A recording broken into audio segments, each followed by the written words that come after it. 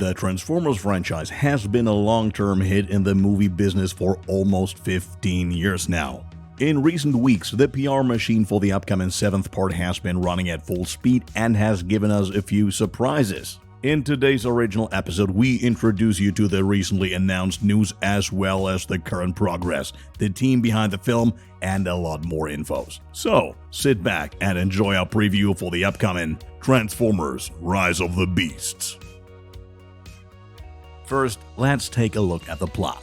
Especially Michael Bay fans should get their money's worth here, even though he's not even the director. It sounds strange at first, but producer Lorenzo Di Buenaventura has confirmed several times that Rise of the Beasts will be a similar spectacle to Michael Bay's Transformers films. He said the main goal is to return to the origins of the franchise and to what the film series is known for: entertaining action. At the center of attention will be the world-famous Optimus Prime, who will once again be dubbed by his original voice actor Peter Cullen. Unlike the Bay movies and the animated series, where Prime is already known as the protector of Earth, the leader of the Autobots in Rise of the Beasts is not expected to have any real connection to Earth yet. It is only in this film that he will develop a protective instinct alongside his Autobot friends. At this point, we can most likely count on many new friendships between robots and humans, just as we are used to from the prequels. The main characters on the human side are Elena and Noah. The two New Yorkers are not exactly on the bright side of life and desperately try to keep their heads above water. Elena, played by Dominic Fishback, is a full-time artifact researcher and is suffering from a toxic working environment. Her boss is mainly driven by money and seems to have little interest in her loving work. Noah is played by Anthony Ramos and is a battle-hardened veteran. He must look after his mother and his little brother, and he has to work hard to give them both a modest life at the poverty line. His strong point is working with electronic devices, which he enjoys using to repair a wide variety of things. With both main characters, their talents will certainly come in handy, especially in dealing with the Transformers. Of course, the Decepticons do not come up short in Transformers 7 either.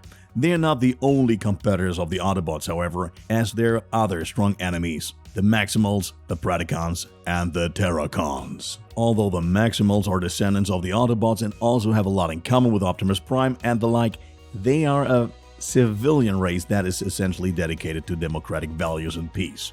The most significant difference from the Autobots is probably the Beast Mode, where they can transform into organic beings like mammals and birds.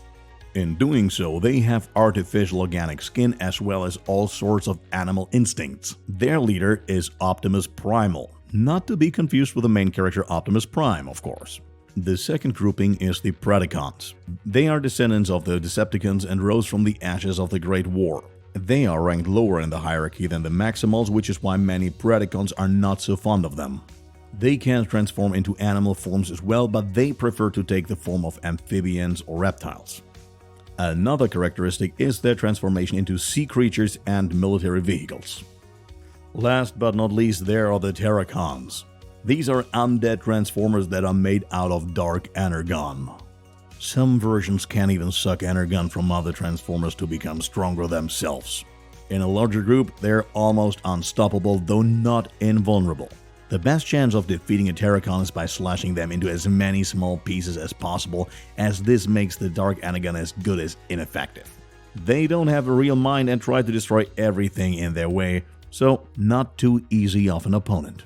By the way, a return of Bumblebee is also to be expected because its director Stephen Cable Jr. and producer Lorenzo Di Buenaventura announced the blockbuster takes place in 1994 and thus 7 years after the events of Bumblebee. The setting chosen is primarily New York City, or rather its borough Brooklyn. When one hears of 1994 and Brooklyn, there's of course no getting around the prevailing hip-hop culture, and who knows, there may even be references to the actual greats of that time, such as the Notorious B.I.G. or Mos Def. Moreover, there is also the Southern Hemisphere, Peru to be precise. There, the legendary Inca city of Machu Picchu is likely to be the focus of particular attention, and we really hope that the centuries-old wonder of the world will not suffer major damage. In addition to the human actors, there are also some newcomers among the robots, which we would like to introduce to you now. We'll start with Optimus Primal, whom we already introduced as the leader of the Maximals. He was the leader of a research vessel that went off course while chasing a Predacon ship. In the Predacon ship sat none other than Megatron, by the way. In terms of character, the steely gorilla is very down-to-earth, and this in spite of the fact that he likes to talk big. Of course, this doesn't mean that he won't use any means to cope with a risky situation, for he always finds a solution no matter how unusual it may be. In him, his friends have a loyal partner, while even his foes are often treated with a fair amount of respect. Another new character is Eraser.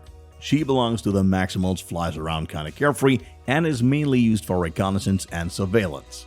Her incredibly sharp eyesight is very helpful here, which, paired with her accurate aiming skills, brings many opponents to their knees. Her nature is quite tranquil, but depending on the situation, it is also paired with a good sense of humor. Incidentally, she sees Rhinox, a giant rhinoceros who's also a newcomer, as her great father figure.